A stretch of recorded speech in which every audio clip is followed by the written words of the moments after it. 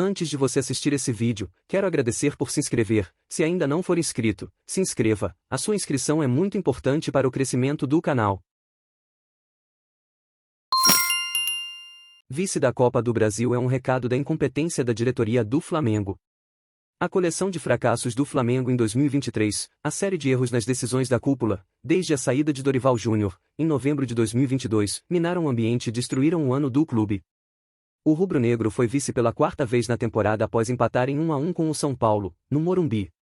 Decisões erradas, bagunça, casos de agressões, soberba e falta de comando no futebol. Um Flamengo sem coletivo, sem alma e sem um projeto esportivo organizado. Tudo isso retrata o ambiente no clube e explica um 2023 de fracassos.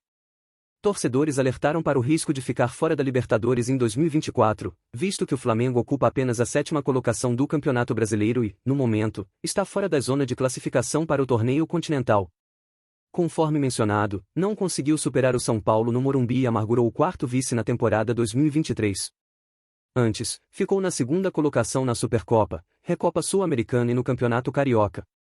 A saída de Dorival Júnior, em novembro de 2022, nunca deixou de ser pauta no Flamengo, mas se tornou mais viva do que nunca neste domingo, após o vice-campeonato da Copa do Brasil para o São Paulo, comandando pelo técnico.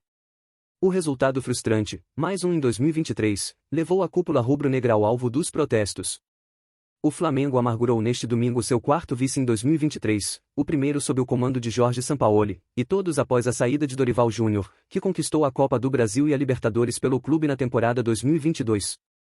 Acontece que a demissão do técnico foi bancada pela diretoria e ocorreu sem motivos aparentes à época, o que causou bastante insatisfação entre rubro-negros durante todo o ano. Após o apito final, a diretoria do Flamengo voltou aos holofotes e se tornou alvo de protestos nas redes sociais. O vice para o técnico Dorival Júnior foi visto como um tapa na cara da cúpula rubro-negra, que tem sido pressionada de forma constante desde que optou pela demissão do treinador e também desde que bancou a permanência de Jorge Sampaoli. Além do lado esportivo, a derrota para o São Paulo na final da Copa do Brasil vai doer nos bolsos do Flamengo. Com o vice, o clube carioca deixa de receber R$40 milhões em premiação da CBF. O Flamengo encerra a Copa do Brasil com R$48,7 milhões em prêmios da CBF por avançar em todas as fases da competição. O segundo lugar na final rendeu R$30 milhões ao clube. Até a decisão contra o São Paulo, o Flamengo eliminou Maringá, Fluminense, Atlético PR e Grêmio. A cada classificação, o clube acumulou prêmios. Terceira fase, R$2,1 milhões, oitavas de final, R$3,3 milhões, quartas de final, R$4,3 milhões, semifinais, R$9 milhões, vice, R$30 milhões. A segunda partida da final da Copa do Brasil entre Flamengo e São Paulo registrou a segunda maior renda bruta da história entre clubes no Brasil, R$24,5 milhões.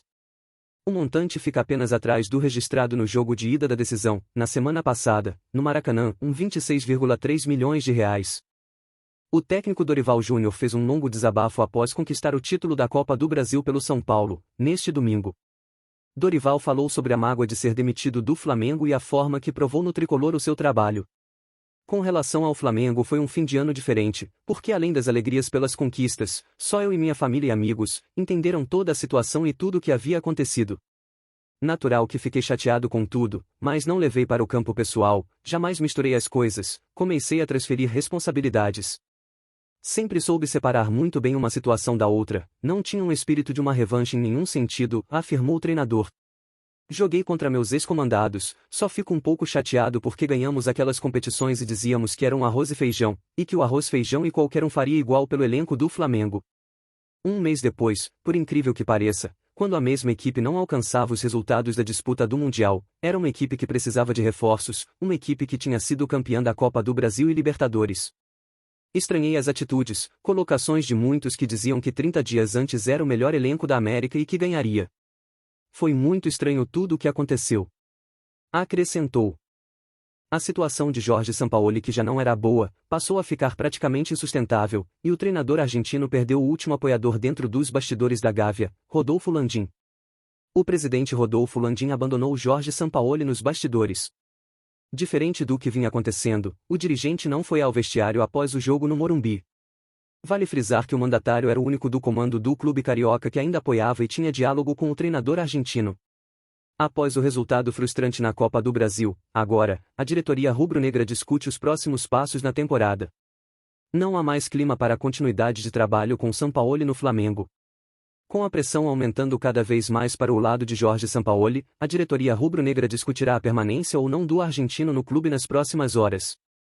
O fato é que o departamento de futebol quer mudanças imediatas já pensando na reta final do Campeonato Brasileiro e no planejamento para 2024. Em meio às incertezas sobre a continuidade de Jorge Sampaoli no comando do Flamengo, o time rubro-negro terá que voltar as atenções para a continuidade da temporada. Isso porque, no próximo sábado, o time carioca enfrenta o Bahia, a partir das 16 horas no Maracanã. A partida, válida pela 25ª rodada do Brasileirão. Jorge Sampaoli, que deixou o campo sem participar da cerimônia de entrega das medalhas, lamentou a perda do título na entrevista coletiva. Questionado sobre a pressão que vem sofrendo no cargo e se pensa em pedir demissão, Sampaoli respondeu que não e deixou sua permanência no clube nas mãos do presidente Rodolfo Landim. Logo após o apito final, Sampaoli nem sequer foi à premiação para pegar a medalha de vice da Copa do Brasil.